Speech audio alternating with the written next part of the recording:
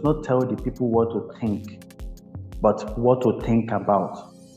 The meaning is this: the media does not need to tell you that go and vote for Atiku, go and vote for Buhari, but the media will come with evidence or fact and figures about the two candidates.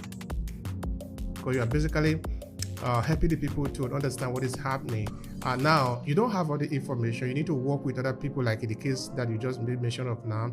Go into the community and see that in the school, there is already headmistress that is there, whereas there was supposed to be teachers there that should be taking care of the children, but already headmistress is there taking care of a lot of, I don't know how many children are there, but that would be really disappointing on the part of the whoever is responsible for those areas.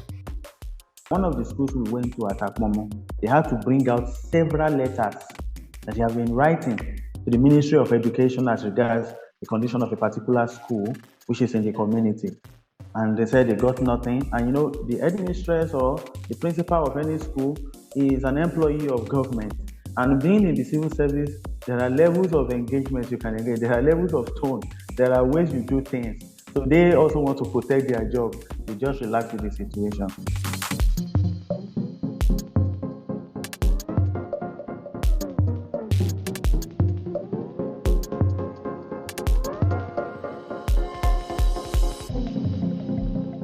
I am Saheed Ibrahim.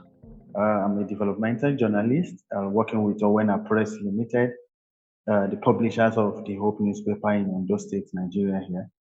I actually choose this aspect of genre of journalism, development journalism, because I consider that the media has several roles to play in society, and especially helping the people that are marginalized or underserved.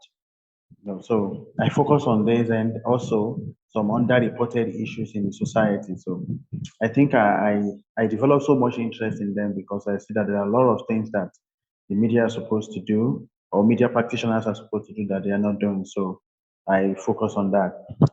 Aside this, I also engage in media advocacy, especially for issues that are affecting the people, health communication, campaign, and social good generally. So if you're looking for me in the media space, I'll be there. Then in volunteering and social good space or change making space, I am also there. So that's the summary of what I do. Okay, that is perfectly fine. So yeah, the question that you already responded to, that is fine, though that there was a little bit of hitches there of the sound of the mic, but it's okay. Would you like to tell me a bit about where did you grow up? Is it in Ondo State? Yes, I was born and brought up in Ondo State. In fact, I lived in the interior part of Akure, though I grew up in the state capital. Within the state capital, you still have the suburbs. There will be some communities that are not really underdeveloped, let me say developing. So I grew up in one of those places, and actually that's what gave me all this kind of a background or idea about what the media should do. So when when my parents were saying, I think I should study, they think I should study law in the university, I told them I want to go into the media space. So that's where my interest lies. So, and I'm happy I took that decision. That is very good. So just now you were talking of developmental media, something like that. Would you like to? Yeah. Would you like to explain what that means? Okay. Let me just put it this way: we see the media not just disseminating information, but we see the media influencing the people to take actions and engage in activities that will lead to personal and social development. The media is very powerful in the society only if we know how to exploit this influence that the media has. If you check the agenda setting theory of the media, the normative theory of the media, all of them explain how the media can help to develop the society as well as the people, giving the people what to talk about, what to think about, not what to think, actually. So with this, you look at the media as a developmental partner. For instance, let's talk about this during the time of the COVID-19 outbreak. Everybody looked towards the media. What should we do? What should be done? and what are we doing wrong or what are we doing right. So you find the media within that particular space trying to get everyone along, social distancing, all the measures that they should do. When you talk about environmental sanitation, exercise, you see the media coming out to say, this is how we should do, or this is what everyone should do. When it comes to politics, you still see the media in the center of everything, talking to the people, the essence of participating in political activities of their community. So talking about media for development or development journalism or development media is you seeing the media as a partner in developmental strides of a society, leading to both personal and social development. So it's not just the media disseminating information to the people and that's all. In fact, the media will have to even be actively engaged in talking to the people, in convincing the people to say this is the way to go. Because one thing is when you look at the demographics of people in the society, you have the educated, you have the uneducated, you have the literate, semi-illiterate, and those that are zero illiterate. All of them, they still look forward to the media messages on what to do at certain times because you don't know everything. So if you're looking at the media from the angle of antagonism, just straitjacket news, so you want to see the media giving you political news, giving you news about accident and everything. But what about news that has to do with, let's say, the development of the society? What about news that has to do with how can we be a better person? How can I be a better citizen? Oh, our economy is bad. What can the media do?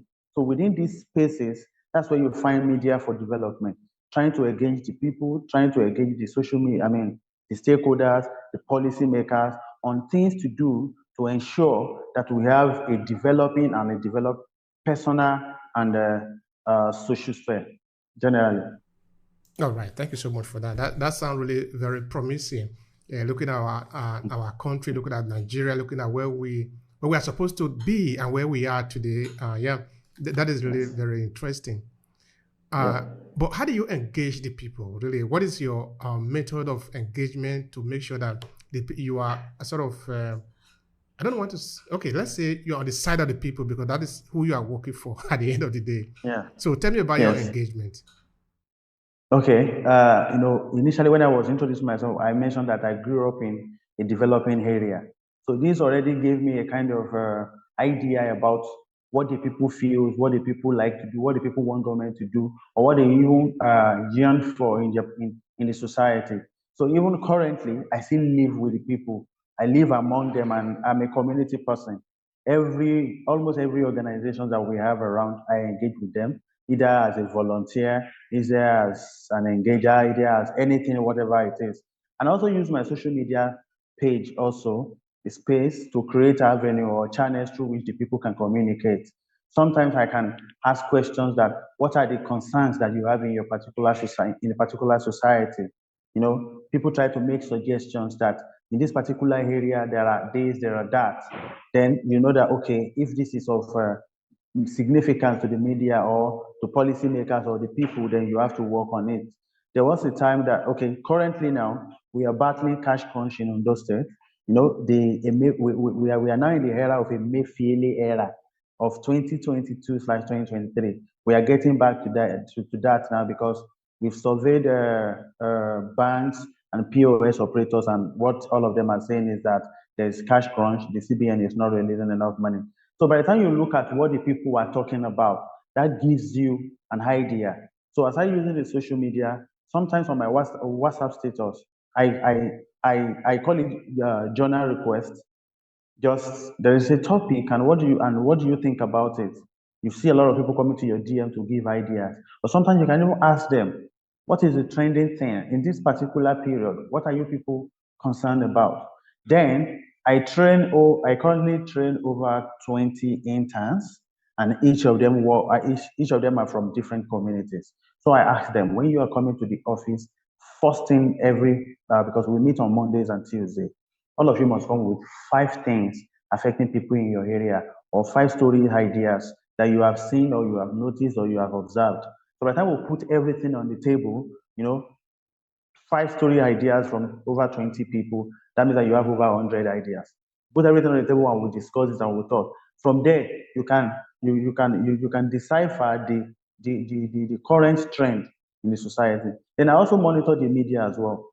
I always check what is trending on Twitter, what is trending on Facebook, the use of hashtags, which one. So you know that, okay, this is a current issue that a lot of people are talking about. So from there, you pick it up.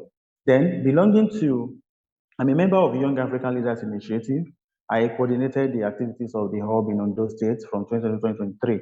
So we've been to, so it's a body of different young people working on different things in the society. Some are working on health, some are working on education. So within that platform as well, you see a lot of ideas coming out.